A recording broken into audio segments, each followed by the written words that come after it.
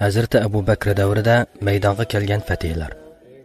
Islom davlati ma'lum bir rayon yoki bir millatga xos emas, balki butun yer yuzi bu davlatning maydonidir.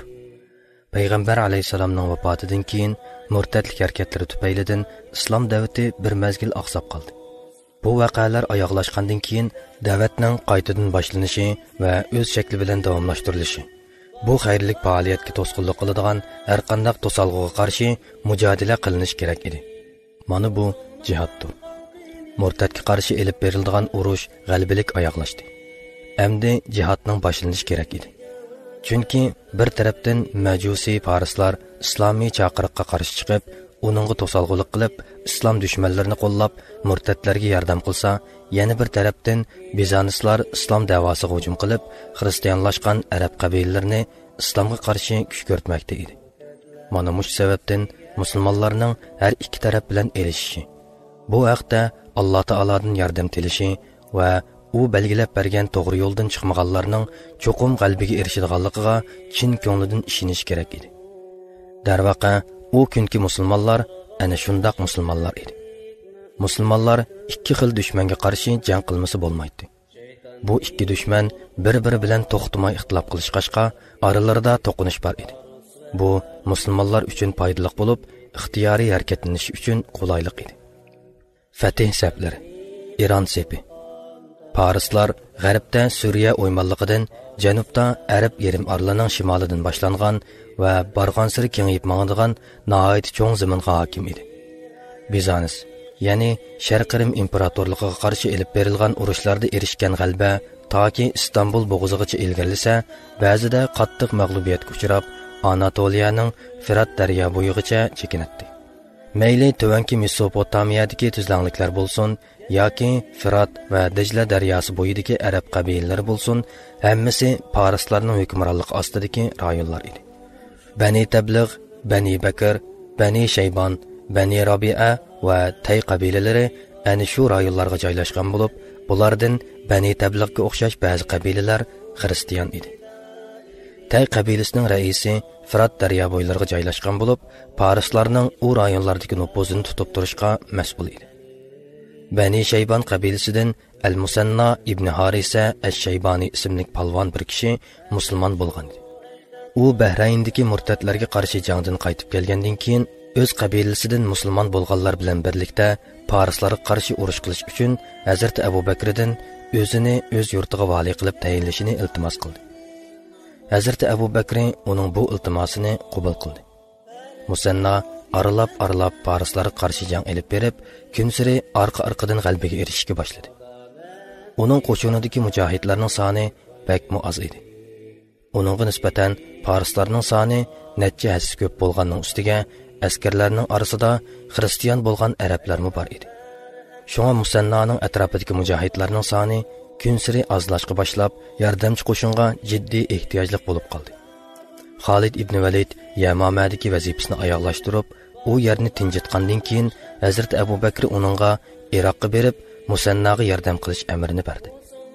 Uningdan boshqa Iroqqa janub tarafdan kirishini, u vaqtlarda qo'mondan Ayat ibn G'anamningmi u yerga shimol tarafdan yetib kelish mumkinchiligini, u ikkisining Iroqda uchrashishini, Iroqqa kim burun borsa, shuning bosh qo'mondan bo'lishini bir amr sifatida topildi. Bu hodisa hijratning 12-yili yuz bergan edi. Xolid ibn Validning keynidan Ka'ba ibn Amir at-Tamimi, Ayat ibn G'anamning keynidan bo'lsa, Abid ibn Avf al-Himyari yordamchi qilib avatildi. Xolid buyruqni qabul qilgandan keyin Udul Hiraga qarab otlandi. Yo'l ustida Allis deb atilgan bir yerga yo'liqib, bu yerga igtorchilik qiladigan Bosbori Sloba ismli zo'migar bilan bir ahdnoma tuzishgandan keyin Hira safarini davomlashtirdi. Bu yerda Paris davlati tarafidan hukmdor qilib tayinlangan Iyas ibn Qabisa at-Tai ismli biri bor edi. Xolid uning nomida xalqqa mundaq xitob qildi: "Sizlarni Allohga ishonishga va yolg'iz uningga ibodat qilishga da'vat qilaman. Agar qabul qilsanglar, sizlarmi bizga o'xshash haqlardan bahramon bo'lsizlar. Agar qabul qilmasanglar, bizga jizya to'laysizlar. Agar unimi qabul qilmasanglar, shuni bilib qo'yinglarki, sizlarga qarshi urush qiladigan kishilar o'limni xuddi sizlar sharobni yaxshi ko'rgandek yaxshi ko'rdi. Undaq ekan, menga bir javob beringlar. Xalq uningga bizning sen bilan urushqidek holimiz yo'q deyishdi va 190 ming dirham jizya to'laydiganga kelishdi. Yana bir tarafda Musanna turayotgan rayonda Heli Kaskar jang maydonida Heli Fıratning tuvanki iqimidagi O'rzuman bilan urushib turadi. Xolid Musannaga xabar yo'llab, uning qo'shini bilan birlikda kelishini talab qildi. Uning bilan birlikda Ubulla taraflarga tushib, u yerdagi tarqoq qo'shinlarni birlashtirmoqchi bo'ldi. Bu qo'shinlarning umumiy soni 18 ming edi. Musanna Xoliddan 2 kun burun harakatga otlandi. Adi ibn Hatam va Asim ibn Amir at-Tamimi qatorliqlar Musannadan bir kun keyin yo'lga chiqdi. Xolid bular bilan Hafir degan yerga uchrashmoqchi bo'ldi. Hammasi bir yerga yig'ilgandan keyin Ubulla diyorida Hormuzning boshchiligidagi Paris qo'shinlari bilan qarshilashdi. Urush boshlanishi bilanla Hormuz bir hiyla o'ylab chiqib, Xolidni suiqasdlamoqchi bo'ldi. Ammo Ka'ka bu hilini bilib qilib, Hormuzni o'ldirdi va uning atrofidagi suiqasdchilar bilan yuzma-yuz turib ilishdi. Musulmonlar kech kirgacha qahramonlik bilan jang qilib, dushman qo'shinlarini orqaga chekintirdi. Urush musulmonlarning g'alabasi bilan oyoqlashdi. Paris lashkarlari o'zlarini zanjirlar bilan bog'lab olganlik uchun bu urush Zatus Salasil, ya'ni zanjirlik urush deb ataldi. Xolid Musannani qochib ketgan Paris lashkarlarining keynidan qo'g'lashqa, Muqil ibn Muqarrinni g'animat va asirlarni to'plash uchun Uballaga avatdi. Musanna qochqonlarni qo'g'lab, Paris lashkarlari va uning yo'lboshchisi bo'lgan Nahar ismli ayolga yetishdi va ular kirib olgan qal'ani qo'rchavga oldi. Musanna boshchiligidagi qo'shinning turshavullariga uning qarindishi Muanna qo'mondonlik qilib o'tdi. Oxiri Musanna u ayol bilan tinchlik ahdnomasi tuzdi. Qarindishi Muanna u ayolga uylandi. Musanna qal'adagi dushman askarlarini qo'lga olib, hammasini qilishdan o'tkazdi. Ammo u atrofdagi urushga qatnashmagan yerlik dehqon xalqqa chiqilmadi va ularni o'z holiga qo'yib berdi. Shu mezgillarda Sasoniylar xoni Ardashir Karyanus o'g'li Qorin qo'mondonligidagi nihoyat cho'ng qo'shinni musulmonlarning ustiga avatdi. Bu qo'shin Mazar, ya'ni hozirgi Basra bilan Vasit oraliqidagi Misan degan yerga kelganda, qo'mondon Qorin boshqa bir ironlik qo'mondon Hormuzning mag'lubiyatga uchrab o'lganligi haqidagi xabarni oldi. Shuning bilan u lashkarlarni u yerga yig'ib, urush tayyorligiga kirishdi.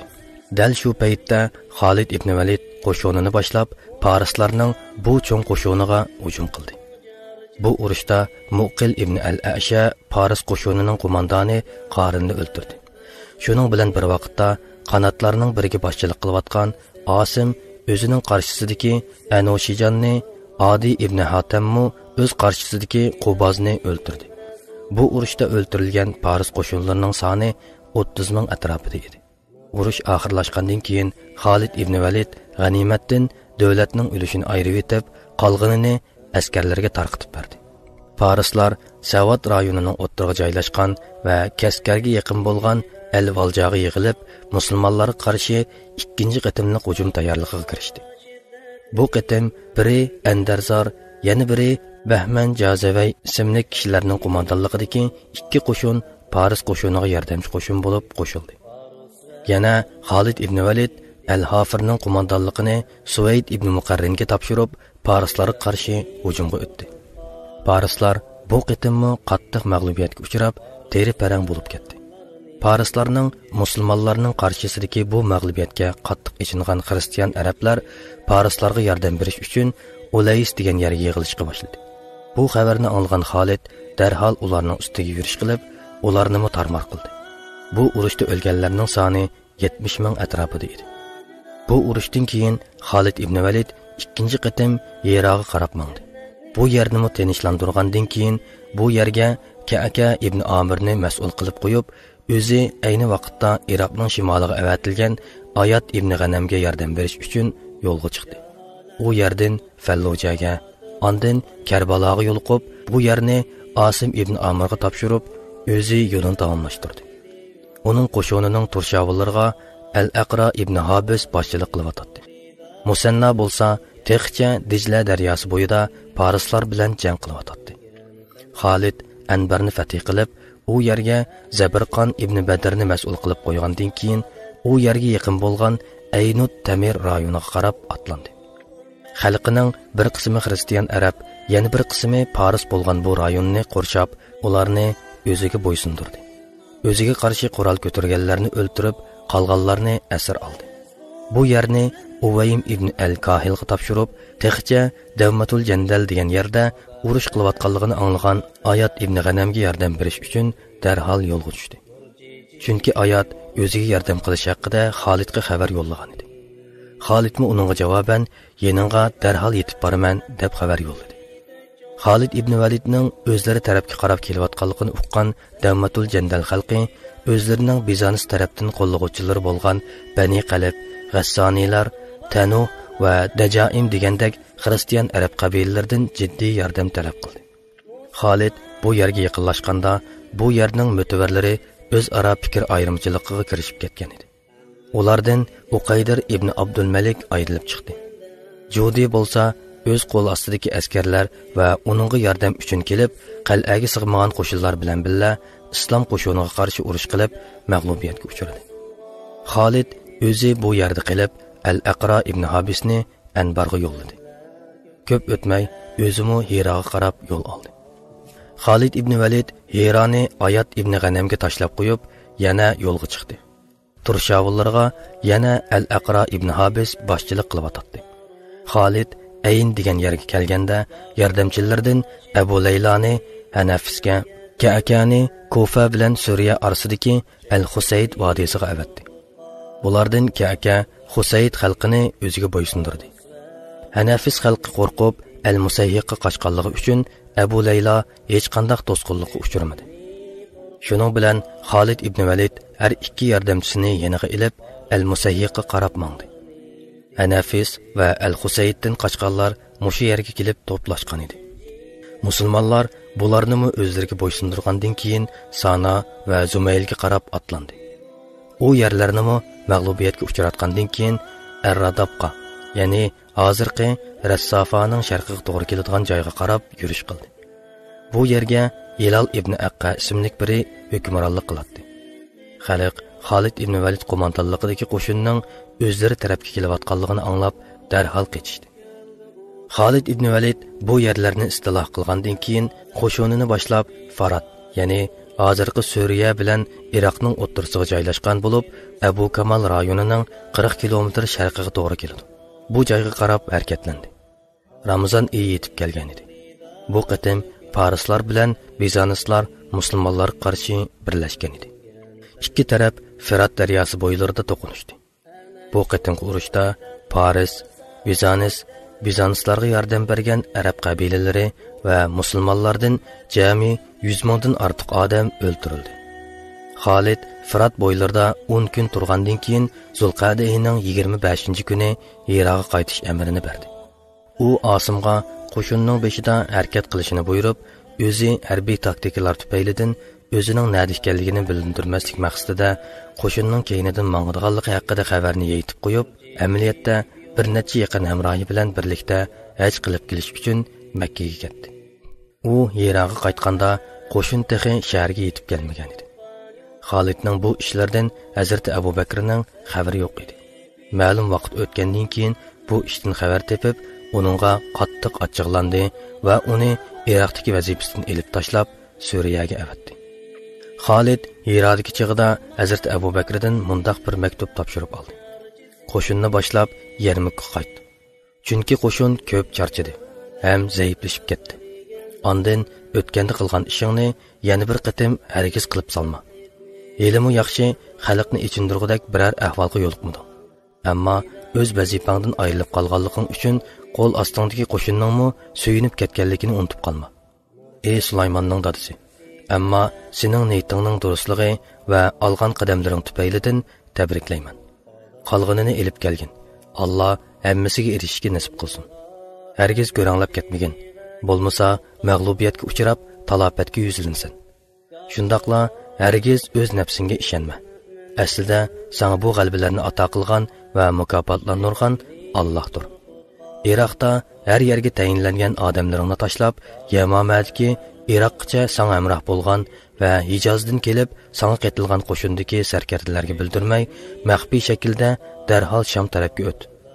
U yerda Abu Ubayda va uning qo'l ostidagi qo'shin bilan uchrashgandan tortib, qo'mondonlik sening qo'lingga o'tadi va hammaylan bir sangli bo'ysunadi. Xolid ibn Valid xalifaning bu amr maktubini topshirib olgandan keyin Iroqdagi qo'shinning qo'mondonligini Musanna ibn Haris Shayboniyga topshirib, darhol Firatdan Shamga qarab yo'lga chiqdi. U yo'lga chiqishdan burun Suriya qo'shinining qo'mondoni Abu Ubaydaga mundaq deb maktub yo'lladi. Allohning oxiratda u qo'rqinchli kunda hammamizning iymonini salomat qilishini va bu dunyodami bizni har turli yomonliklardan qo'g'dishini tilayman.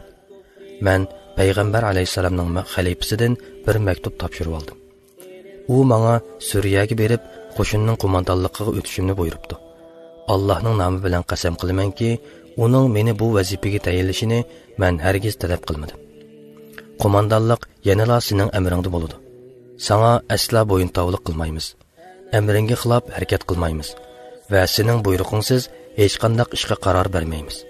Sen haqiqatan musulmonlarning xayrliklaridansan. Biz sening ustunliklaringni inkor qilmaymiz. Shundaqla sening qimmatli fikrlaringni olmay turib, hech bir ishni bir boshqa elib chiqolmaymiz. Alloh taolo hammamizning tirishchiligimiz sababi bilan bizga yaxshi natijalarni ato qilsin. Hammamizni do'zax azobidan saqlasin. Allah sana salomatlik va rahmat ato qilsin. Xolid ibn Valid Suriya qo'mondoni Abu Ubaydaga bu maktubni yo'llayib, o'zi Faratdan Davmatul Jandalga qarab yo'lga chiqdi. Ondan Sahron vodiysi yo'li bilan shimolga qarab